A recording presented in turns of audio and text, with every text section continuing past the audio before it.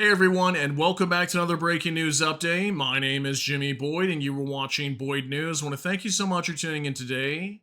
I've got a breaking news report coming out regarding Ukraine, and I've got some very good news to share with all of you. In today's update, we're going to talk about U.S. President Donald Trump.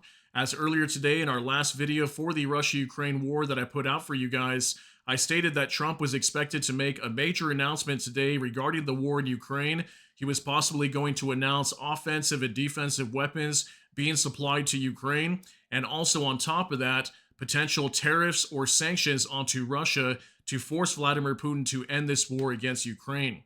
So I've got a new update here for you on your screen. Trump threatens Russia with tariffs, boosts major support for Ukraine. Trump on Monday announced plans to pressure Russia to end its war in Ukraine, including flowing new weapons to Kyiv and threatening economic punishment if peace isn't reached in 50 days. Okay, so two major things going on right now. Trump announcing major aid supplies for Ukraine. We're going to go over all the details there as much as I can possibly share with you guys.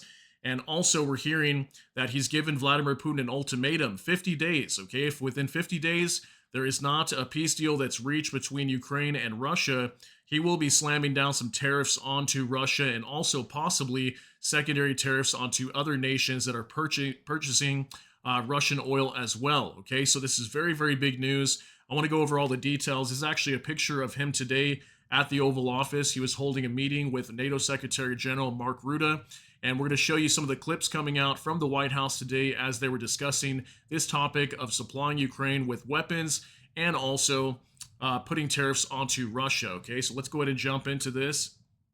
We'll hop on over here to X with Military News UA. Ukraine to receive $10 billion in U.S. weapons and first aid package, Axios cites source. The U.S. will reportedly sell the weapons to NATO allies, but the supplies are ultimately intended for Ukraine. They will include air defense systems, missiles, and artillery shells. Okay, this is what Axios is reporting today. I'm not sure if Trump actually stated how much in supplies were going to be sent over to Ukraine. This is what Axios is just stating today. But this is the report. It says Trump to supply missiles to Ukraine gives Russia 50-day ultimatum. So yeah, it's definitely going to be in the billions. It's going to be multiple packages of military aid flowing into Ukraine. The first package is projected to be upwards of $10 billion, as Axios is citing today. And they're going to be coming in waves. There's going to be multiple waves of packages into Ukraine. And from what I understand, how this is going to work is NATO members inside of Europe are going to be giving up their weapons, sending them over to Ukraine. The U.S. will refill those stocks for NATO members in Europe who give up their weapons over to Ukraine. Okay, so this is absolutely huge, guys. Major support for Ukraine. Lots of weapons going to be flowing in. Ukraine's going to be armed to the teeth. And on top of that, Russia's given a 50-day ultimatum by Trump. Okay, within 50 days, they will be slammed with tariffs. And we're going to talk about that as we move on. So let's move on to another report now from Anton Gerashenko. NATO Secretary General Mark Rutte says Ukraine will receive military equipment from Europe, and then the United States will replace that equipment for Europe. Patriots will arrive within days, President Trump says. Yeah, we're going to talk about Patriots as well. There's a huge report today that Ukraine could be receiving a lot of Patriot missile batteries here very soon. Probably much more than you would think, in case you didn't know about this information already. But real quick, I want to show you guys this clip. It's about 2 minutes long of NATO Secretary General Mark Rutte kind of explaining how these weapons are going to be going from the U.S. into Ukraine and just giving us some details regarding this situation. So go ahead and take a look at this real quick. And if you could say a few words. Absolutely. No, Mr. President, dear Donald, this is really big. This is really big. You called me on Thursday that you had taken a decision. And the decision is that you want Ukraine what it needs to have to maintain, to be able to defend itself against Russia, but you do want Europeans to pay for it, which is totally logical. And this is building on the tremendous success of the NATO summit. The 5%, but also the decision to keep Ukraine strong and the decision to increase our defense industrial production. So based on that, that was Europe stepping up. This is again Europeans stepping up. So I've been in contact with many countries. I can tell you that at this moment, Germany massively, but also Finland and Denmark and Sweden and Norway, the United Kingdom, the Netherlands, Canada, they all want to be part of this, and this is only the first wave. There will be more. So what we will do is work through the NATO systems to make sure that we know what Ukrainians need. so that we can make packages. Of course, in a way, we discussed it this morning with Pete Hegseth at the Pentagon, in a way that, of course, the US will put on its stockpiles necessary to defend this country. That's absolutely clear. But it will mean that Ukraine can get its hands on really massive numbers of military equipment, both for air defense, but also missiles, ammunition, etc., etc. So if I was Vladimir Putin today and hear you speaking about what you were planning to do in 50 days and this announcement, I would reconsider whether I should not take negotiations about Ukraine more seriously than I was doing at the moment, if I was Vladimir Putin. But when I'm Ukraine, I think this is really great news for that. So I really want to thank you for that. And it means the Europeans paying for it. And again, I mentioned all these countries, we will deal with that. And exactly as you said, it might also mean that countries will move equipment fast into Ukraine and then the US later backfilling it because speed is of the essence here. So really, thank you. This is important. You did a great job.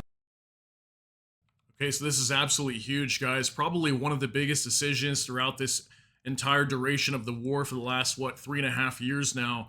So yeah, NATO's going to be flowing weapons into Ukraine. The US will be backfilling all those weapons when all their stocks start to come low inside of Europe.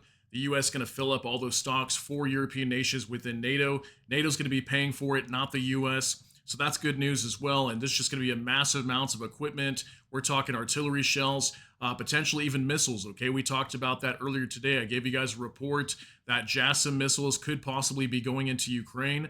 And these are, in some cases, long-range missiles, depending on which variations are going to be sent to Ukraine. We don't know all the details yet, but Ukraine could be receiving some long-range missiles here very soon that are cruise missiles, air launch cruise missiles that they could fire using their F-16s and strike targets deep inside of Russia. So that is absolutely huge, guys. This could be definitely game-changing, and we'll see how it plays out. Now from Ozen Defender, U.S. President Donald J. Trump states that upwards of 17 MIM-104 Patriot surface-to-air missile systems, as well as additional missiles and associated equipment, are being prepared and will be sent to Ukraine, with many set to arrive on the battlefield within days. Yeah, you heard that right. Potentially 17 Patriot surface-to-air missile system batteries going to Ukraine very soon. Take a look at this one. Will these be Patriot missiles specifically, or Patriot batteries that you're planning? And when do you everything? It's Patriots. It's all of them. It's a full complement with the batteries. And when do you expect them to arrive in Ukraine, sir? Well, we're going to have some come very soon, within days, actually. Because a couple of the countries that have Patriots are going to swap over and will replace the Patriots with the ones they have. We have one country that has 17 Patriots getting ready to be shipped. They're not going to need them for them.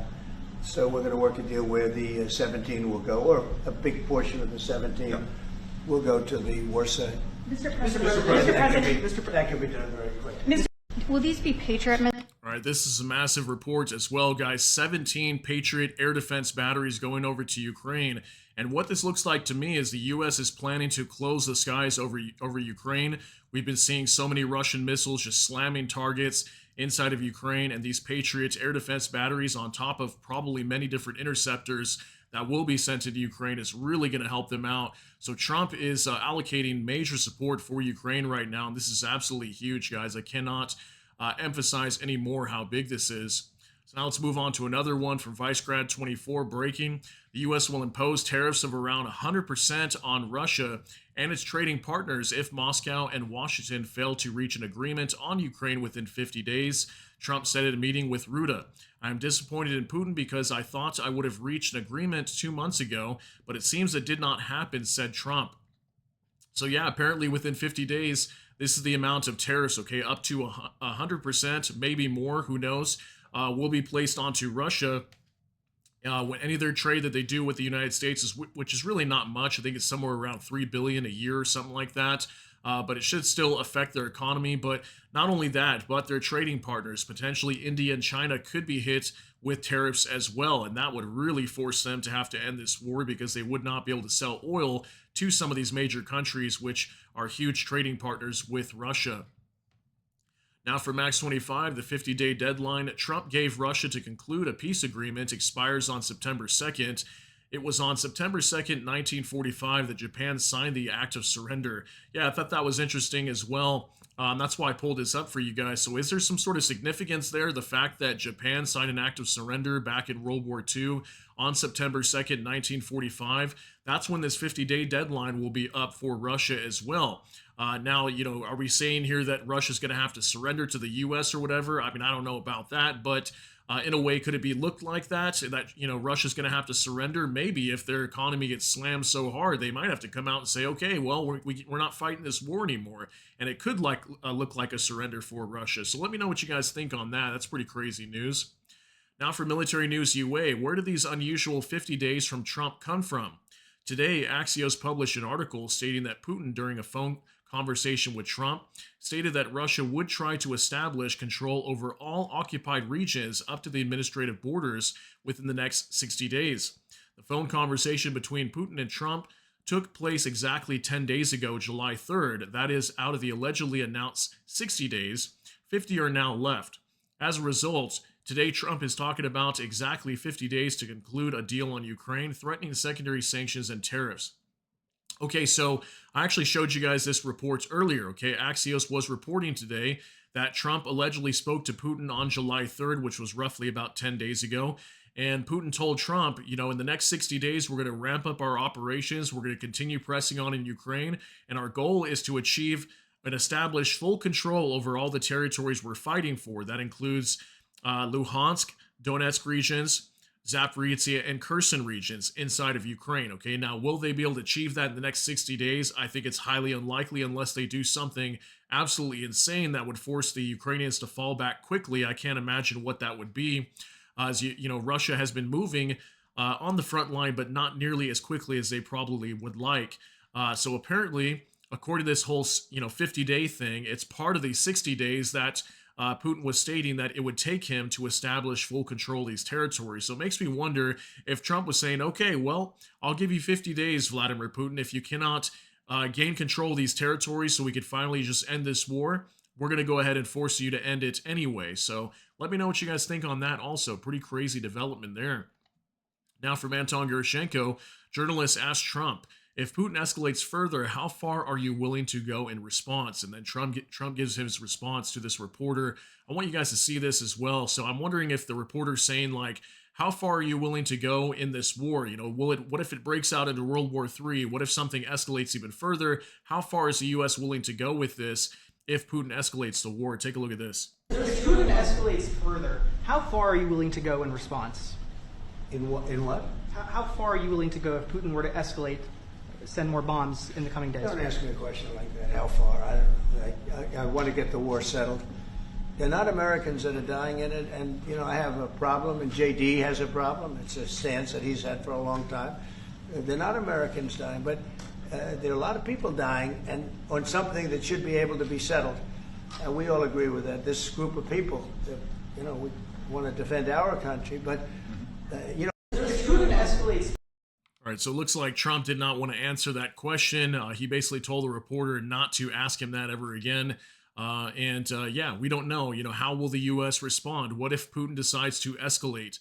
There is reports many times in the past that Putin may use nuclear weapons. Now, I think that would be like a last-ditch effort for Russia to ever do that. Hopefully, they would never do that particular thing, especially inside of Ukraine, maybe dropping a nuclear bomb over there, a tactical nuke or something.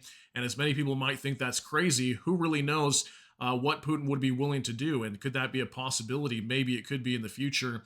But yeah, apparently Trump did not want to answer what they would do if there were to be further escalation in this war. Now from Max 25, Trump says, it is Patriot, it is everything. They will be arriving very soon to Ukraine. Some will come within days. Trump also said 500% is meaningless. After a point, 100% is good enough. Rutte says 100,000 Russians have died on the battlefield since the beginning of January. We heard about that already. What Rutte is stating here was actually the U.S. Secretary of State, Marco Rubio, who stated that just last week, that Russia had lost 100,000 soldiers on the battlefield, and that was killed, not injured. And then Trump stating here 500% is meaningless. He's talking about tariffs. He's saying that 100% is more than enough to put onto Russia and to secondary nations, for example, China and India, who are purchasing oil from Russia. That's more than enough to end this war. And then them just kind of talking about these Patriot systems that very soon, literally within days, they could be receiving this batch of potentially up to 17 Patriot missile batteries. Now, from Max 25, there are no military goals. Putin is just bombing Ukrainian cities, NATO Secretary General Mark Rutte says. At this time, Trump agrees with every word, is what Max 25 says there. So, yeah, this was also something that NATO Secretary General Mark Rutte had stated today. He's stating that Russia has no military goals. All they're really doing is just bombing civilians. And Trump didn't really disagree with that. He pretty much was just kind of shook his head, was like, yeah, that's exactly what's going on. And Trump himself has even been stating that as well, that that's what Putin is doing. He's just bombing Ukrainian cities and killing civilians. So absolutely insane. Now from next to Trump, Putin fooled everyone, but not me. Good talks don't stop the missiles. U.S. President Donald Trump said his phone conversations with Vladimir Putin don't mean anything because shortly after them, Russia launches missiles at Ukrainian cities. So you see what I mean? That, Trump is really starting to understand now that Putin does not mean business when he says that he wants to end this war. His statements may say, yes, we're open to ending it. We want the war to come to an end, peacefully. But at the same time, look at what he's doing. He's launching missiles into Ukraine, killing innocent civilians. So this was Trump stating that today and stating that Putin will not fool him, but he's also fooled previous presidents in the past. Take a look at this. I speak to him a lot about getting this thing done. And I always hang up and say, well, that was a nice phone call. And then missiles are launched into Kiev or some other city. And I said, it's strange. And after that happens 3 or 4 times, you say, the talk doesn't mean anything. My conversations with him are always very pleasant. I say, isn't that a very lovely conversation? And then the missiles go off that night. I go home, I tell the First Lady, I spoke to Vladimir today. We had a wonderful conversation. She said, oh, really? Another city was just hit. So it's like, look, he's, I don't want to say he's an assassin, but he's a tough guy. It's been proven over the years. He's fooled a lot of people. He fooled Bush. He fooled a lot of people. He fooled Clinton, Bush, Obama, Biden. He didn't fool me. But what I do say is that at a certain point, ultimately talk to. All right, guys. So as we can see here, Trump is starting to understand more and more every day now. And some people might say, why did he not understand this a long time ago, that Putin is not serious about ending this war, that he may come out and say, I'm ready to end it, but then soon after launches missile attacks and drone attacks onto Ukraine, killing scores of innocent civilians in this war. So pretty insane. I just wanted to show you guys that also coming out from Trump today. Now from Anton Gerashenko, President Trump says, say what you want about Ukraine, but when the war started, they had no chance, and they still would have no chance if not for American equipment. But they had courage because somebody had to use that equipment. They fought with tremendous courage, and they continue to fight with tremendous courage. So Trump once again coming out too and showing support for Ukraine, speaking much differently about the Ukrainian people and acknowledging the fact they've been fighting so hard against Russia. Take a look at this. I've been hearing so much talk. It's all talk. It's all talk, and then missiles go into Kiev and kill 60 people. It's got to stop. Say what you want about Ukraine. When the war started, they had no chance, and they still would have had no chance if the equipment, they had the best equipment. But they had courage, because somebody has to use that equipment. And they fought with tremendous courage, and they continue to fight with tremendous courage. I've been hearing so much. All right, so in my opinion, it's really good to see Trump coming out speaking like this. But at the end of the day, actions speak louder than words. He does come out, say nice things sometimes, and then sometimes he flips the script, says the wrong things. So let's see what happens here. We're seeing a lot of good developments with these statements coming out today, and I'm waiting for the real actions versus just statements like this of him coming out and saying things. But it's good to see him positively speaking about the Ukrainians.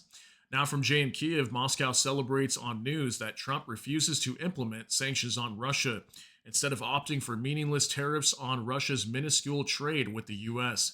Yeah, this was a report today. Moscow Exchange Index bounced up to 2,700 points on Trump's statements. So yeah, the fact that Trump really just came out, the most he really said to put pressure on Russia is 100% tariffs onto Russia. So any trade they do with the U.S., they'll have to pay 100% tariff on top of any trade, which is a very small amount, which shouldn't really affect their economy too much. But a large part of this is most likely going to be secondary tariffs onto other nations, which don't directly affect Russia, I guess, like right off the bat. It would, I guess, if they cannot sell oil to other countries. But apparently, the Moscow exchange really jumping up today because of the statements from Trump appear to be much softer than what they were probably expecting. And then finally, one last report I want to show you guys here from ViceGrad24, speaking about these tariffs and whatnot. Says Trump's threat to put 100% tariffs on Russia if there isn't a ceasefire in Ukraine within 50 days doesn't mean much in itself, as there's almost no trade between Russia and USA to tariff. However, the also promised secondary tariffs on countries trading with Russia will destroy Russia's economy if implemented. The U.S. would place 100% import tax on goods from nations like China, India, and others that buy Russian oil, for example. For example, if China continues to purchase Russian oil, U.S. companies importing Chinese products would face 100% tariff. In effect, many countries would stop buying Russian products to avoid secondary tariffs from the USA. This approach aims to pressure Russia indirectly by penalizing its trading partners, given that direct U.S.-Russia trade is minimal due to existing sanctions, with only about $3.5 billion in trade in 2024. The White House has clarified that these secondary measures could also involve sanctions, not just tariffs, to further restrict countries from doing business with Russia. So as we can see here, the major impact of these tariffs are not necessarily the 100% that would be put onto Russia, but most likely affecting its trading partners like China and India. So that's kind of where the approach is in terms of economic pressure onto Russia, is more affecting other nations who do business with Russia, which in the end would still technically hurt Russia's economy very bad and could possibly force them to end this war. For example, like the recent bill from U.S. Senator Lindsey Graham stating that this bill, if it gets passed, would force 500% secondary tariffs onto any nations buying Russian oil, gas, and uranium. So we'll see how this plays out, guys, but just some major statements today coming out from Trump. And it looks like we're going to get some real concrete action. Weapons are going to be flowing into Ukraine here very quickly. Probably sometime this week, they're going to start getting a lot of these weapons. We also know that Germany is funding missiles for Ukraine to domestically produce inside their nation as well. Those by the end of the month could be in the hundreds, or within the next 2 months, we could see a lot of these missiles flying into Russian territory, smashing airfields, defense facilities, you name it. This could really force Russia to start thinking twice about continuing this fight against Ukraine. So let me know what you think about all these details down below in the comment section. That's going to be it for today's update. If you got something out of this, please smash that like button. Also, if you enjoy my content, please consider subscribing down below. Hit the notification bell. That way YouTube can notify you. And with that, hope you all have a great day. Everybody take care and God bless. And we'll see you in the next one.